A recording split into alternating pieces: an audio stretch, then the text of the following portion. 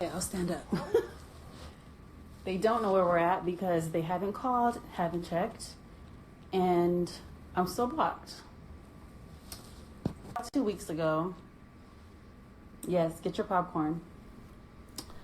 About 2 weeks ago, I found an extra phone that Ray had been hiding, or that Ray, he wasn't hiding, he had it, and he had been giving his number out.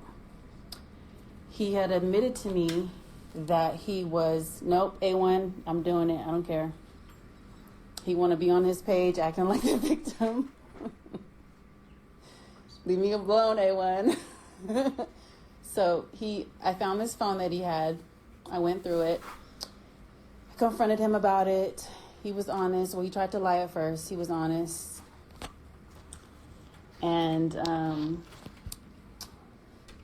he basically admitted that he had been entertaining, some women, I say women because my baby's right here. And, I told him, just be honest with me. If you're honest with me, then we can get through it. And he pretty much made it seem like he did it because we had been arguing a lot lately. And so I'm like, okay, well, we have another baby on the way. I just want to be on the same page. Let's just put it behind us one last time and let's just move forward, right? We're going to have better communication, like we can have kids, but if we don't have some type of like foundation, communication, then it'll never work. So we put it behind us. So we come to Vegas for the Soul Train Awards, and I didn't want to come, but he asked me to come and Melody to come because he wanted us to come to the show. So we come. We're here for about 2 days, and he asked me to move to Vegas. And I'm like, no, I don't want to move to Vegas. And so he's like, well, can you at least consider it? And I'm like, no, I don't want to move to Vegas. It's like, it's not even considering it. I don't want to move to Vegas. This is not the place to have kids. This is not a place to raise your kids. And I just don't like it here. There's too many distractions. You already like to gamble. There's way too many parties going on every night. And it's just not the place that I want to be. So I said, sarcastically, well, you can move to Vegas, but I'm going to be in LA. And so he got really mad and said that he, he's trying to move our family somewhere where we can be like a little bit more stable. And I basically said, like, Vegas is not the place that I want to be. Like, why can't you just respect that I don't want to move to Vegas? We could move anywhere else. I just don't want to move to Vegas. And so he gets mad. And he's like, why would you tell me I could move to Vegas? You just want to live in two different places. And I'm like, I'm not really serious. Like, I'm not really saying, yeah, babe, move to Vegas and I'm going to be in LA. We can live in two different places. I'm being sarcastic. So I took it as him just trying to find any reason to leave. So he left, didn't come back. He was out the whole night. And so the next morning, I didn't call him or anything because I'm like, okay, maybe he just wants to hang out with his friends, whatever. He'll be here by the time I wake up. So I wake up, he's still not here. And I'm like, the next morning, I'm like, so you really want to just stay out all night off of some fake argument that we had? Like, you can't really be serious. And he's like, you're selfish. All you do is think about yourself. You want to wear the pants in the relationship. You want to be the king of the house, like all this crazy stuff. And I'm like, and then he said, what made me mad is because every time we get into an argument, he starts talking about or alluding to like getting a divorce or saying, as long as I get to see my kids, it's like, why do you got to take it there? So I said, you know what? I said, with the way you just get up and leave and disappear, I got to get back to LA and I got to get my mind right before this baby comes, because with the way you move, I'm liable to be alone at any given moment.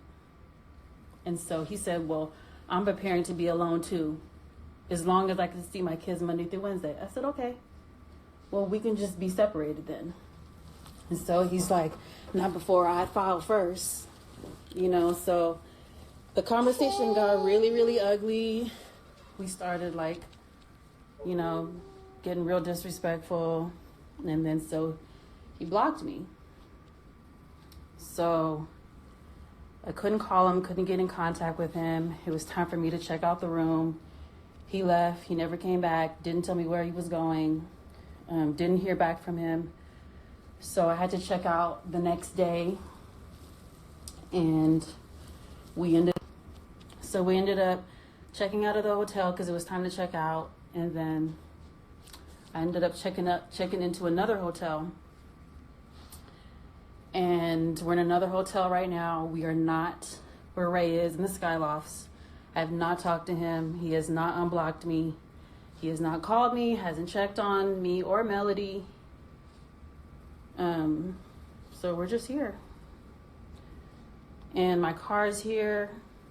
And I'm trying to figure out a way to drive my car back because I'm over 8 months pregnant and I have to pee every 30 minutes. I don't want to have to stop in the middle of nowhere driving from Vegas to LA. That's a 4.5, 5-hour drive. So that, you guys, is everything that happened. I put that on my kids. That's it. That's everything that happened. It all started off a stupid argument because I said I wouldn't move to LA. And he took that and used that as a reason to stay out all night and hang out with his friends and not call, not check. Still haven't talked to him. I don't know what he's talking about. I'm over there like he can see me from his window. No, he can't because I'm not even there anymore because we had to check out. So that's the whole story. And I wasn't going to say anything because I just felt like I said too much. And, like after the argument that we had, he posted that picture on his Instagram, and that's what ticked me off. Because it's like, why would we say all that to each other, and then you block me, and then you want to post a family picture? That's what makes me like, that's what ticks me off. But we'll see what happens when I get back to LA, but I don't want to be married anymore, period. I don't have time for this. This is not love. And I'm done.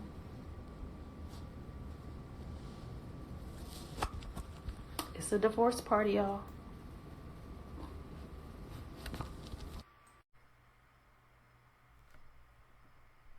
Y'all, Ray J checking in.